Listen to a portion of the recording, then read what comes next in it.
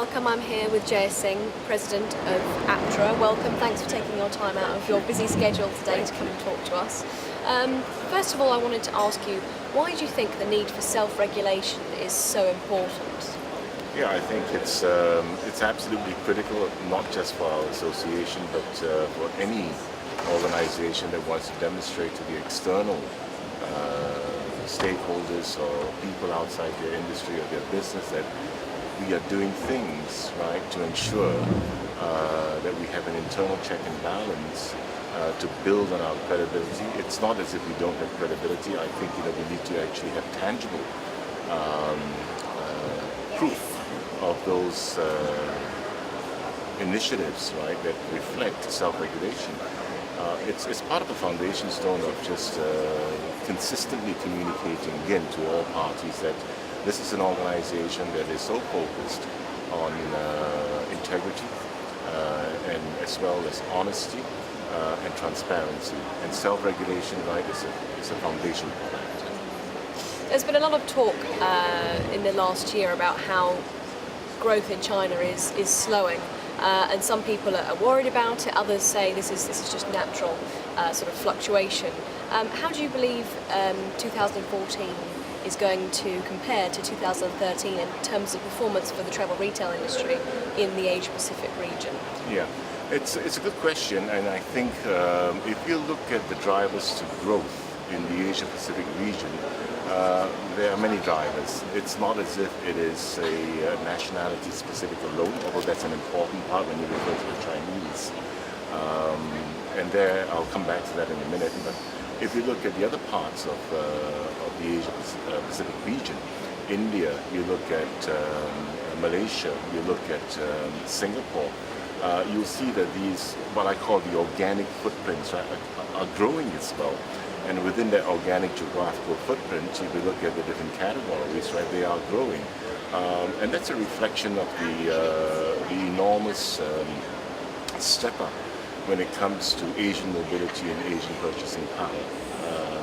And I think that's going to continue for years to come.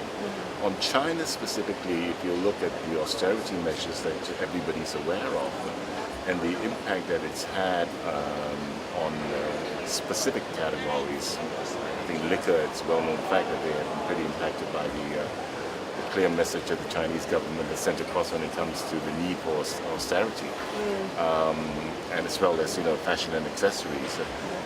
But let's not forget one thing is that if you look at the traveling pool of Chinese consumers, that's growing enormously. So the volume of travel will continue to drive the consumption of the Chinese nationality. And I think, medium to long term, I don't see that as an impact on the growth drivers of this region. In fact, it's going to add on to the organic growth drivers that I just talked about. I foresee that, in 2014 and beyond, we will continue to enjoy double-digit growth in the Asia-Pacific region. And that's wonderful because I'm also confident that when you look at the structural mechanisms that are supporting that, airline expansion, terminal expansion, new airports opening up, purchasing power increasing, all these point towards, I think, a pretty good outlook for the next few years. And you talked just briefly there about how liquor, particularly, and fashion accessories have been, have felt the pressure, should we say, and the decline in sales. How do you think they're going to be able to adapt to that situation and record growth in the coming months, years? Yeah, I think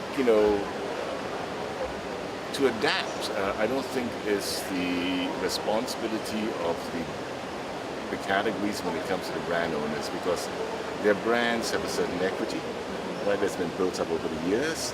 So I don't see any radical portfolio changes coming. I think the issue really is on the consumption pattern of the Chinese nationality. But they're the compensating factor for that sudden take. Let's cool it, guys, and let's not be out there in your face and spend, right? Is going to be compensated by the fact that you have more Chinese entering the traveling pool.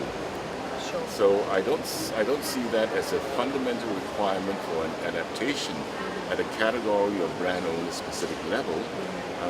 But I really see that as a tempering short term of the Chinese spending pattern, driven by the government. But again, the whole volume of people traveling will override that. Or compensate for it. Yes. Absolutely. Well, thank you for your time today. We're going to speak to your colleague Michael Barrett now, but thanks for taking your time with us today. Thank you very much.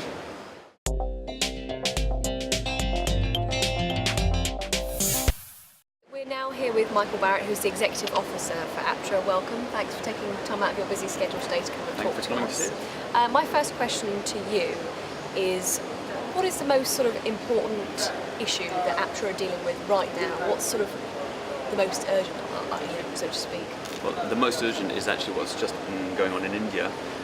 In recent months, the Indian government decided to apply domestic rules and regulations on the duty-free sales of specifically liquor and confectionery.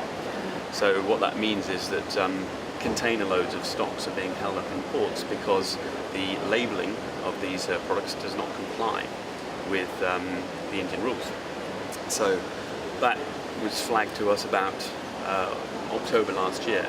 So we immediately rallied support around the industry, got a meeting with the Indian Food Safety and Standards Department, tried to press upon them the unique nature of duty-free, so they could understand that it is totally different, that they should be not putting it in the same bag as a domestic market, and even put in front of them the law of the Foreign Trade Act back from 1993, which actually does exempt duty-free. So on a legal basis, what we try to say is actually duty-free is already exempt, and they're coming back to us and saying, no, sorry, this latest regulation applies to duty-free anything in India.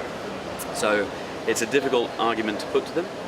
There's obviously political issues going on in the background as well. We're engaging with the French embassy in New Delhi in India, with the British High Commission, with the European Union. We've got other associations involved in this advocacy drive, but they're basically stonewalled us all and said, no, sorry, this is the law, you have to apply, and duty-free is not going to be exempt. So, as you know, it's election time in India at the moment, so we have, for the last 2 or 3 months, sent several correspondents, had no engagement back from them, no response. So we're going to now wait until after the elections, try again, and hopefully we'll get somebody to see the light. Well, my next point was going to be, do you expect a quick resolution? But you kind of answered that. Well, no, it probably wouldn't be for another 2 or 3 months before something does sort of finally break through, because it's going to take time for the dust to settle after the elections with whoever gets voted in. So it's going to have dramatic impact, obviously, on the nation, and then obviously ripple effect on the rest of Asia Pacific and the rest of the world even. So. Yeah, But the main problem for us is that our members, the suppliers, are having their stocks held up in containers out in ports, and there are problems with getting stock to the shelf. So business is being affected as a result. So we really need to try and resolve this. And what other issues is APTRA working to combat? Well, as you probably are well aware, New Zealand government decided that they're going to impose an inbound allowance, just like Australia did early last week, which came as a big shock because there was no consultation process at all with the industry.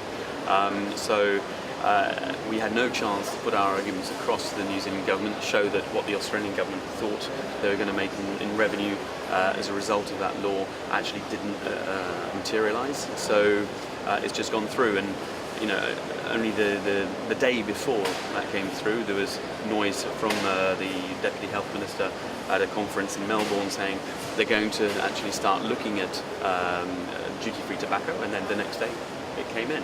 And only 2 weeks earlier, I was discussing with one of the retailers in New Zealand about that particular issue, and the feeling was that no, it's not a priority. We can put it on the back burner for the time being, and then in it comes. So the major issue there is, yes, business is going to be affected with the inbound allowance, but also the fact that there's been no consultation process. That is one of the biggest challenges, and going forward, what we need to be doing is really working together strongly with our members, the airport authorities in particular, who are very close to government, to ensure we do try and get that consultation process when legislation is being flagged as in the pipeline that could be affecting the industry.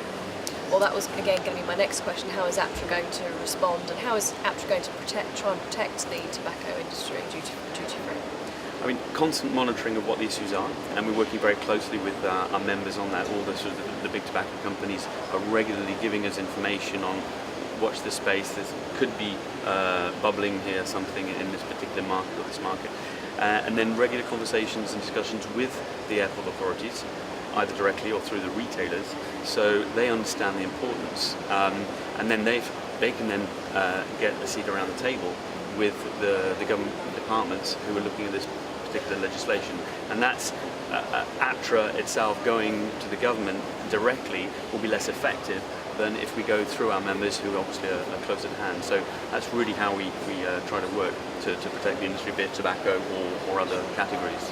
And Jaya has said to me before, he's stressed the importance of, giving people real data, providing real case studies to make your argument all the more compelling. Yes. I guess you would agree with him on Absolutely, that. yes. Yeah. One of the things that we're looking at doing in collaboration with the Duty Free World Council, now it's been formed and up and running, is looking at having a study where we can go to our members and they then in turn to their governments to show the economic impact of legislation if it were to be introduced, what that impact would be on duty free in general, on job losses, just so they understand more what the global the global implications. Economically, not just in terms of duty free sales, but job revenues, tourism revenues, and so on. That legislation is going to have an impact on. So just so they understand that duty-free is not just those sales, it's not just tobacco, but footfall drivers and the greater implications. There is a ripple effect, There is a big ripple effect. Definitely. So that's going to be an important tool going forward, having the concrete data to present to our members and to the government. Exactly. It's not just a sort of concept or this could happen. This will happen. We've seen it happen in other places. Exactly. Yeah. It will happen again. Yeah. So having the concrete data is obviously going to be of enormous help to protect. Okay, other than advocacy, what else is APTRA doing, in terms of, say, research or other projects that you're working on? Well, as Jaya was saying in his speech on Monday morning at the conference, there are sort of four main pillars of the work we do. Advocacy being one, very important one. Training, which also comes into the sort of defensive side of what we do to protect the industry. There's the Responsible Retail Training Programme, which is based on the self-regulatory code of conduct for the liquor category. So that's an initiative where we can put all the retailers, frontline staff, selling liquor through the training. It's an online training program, 30 minutes, and it gives them basically the principles of what the code of conduct is about and what the principles of responsible retailing are. So that has been reviewed by a number of people in the industry, and it's been perceived as extremely relevant and going to be very helpful for the industry. The other two elements are more proactive to drive the growth for our members, and that's research. We do a lot of consumer reports. Every year we basically commission the research for our members. It could be market reports or consumer insights on Asia-Pacific travellers, how they're purchasing or not purchasing, why don't they purchase, and so on. When travelling within Asia, outside Asia, or non-Asia-Pacific travellers coming into Asia, what their purchasing habits are. So obviously enormous wealth of information there for our members, which obviously we put on the website for them.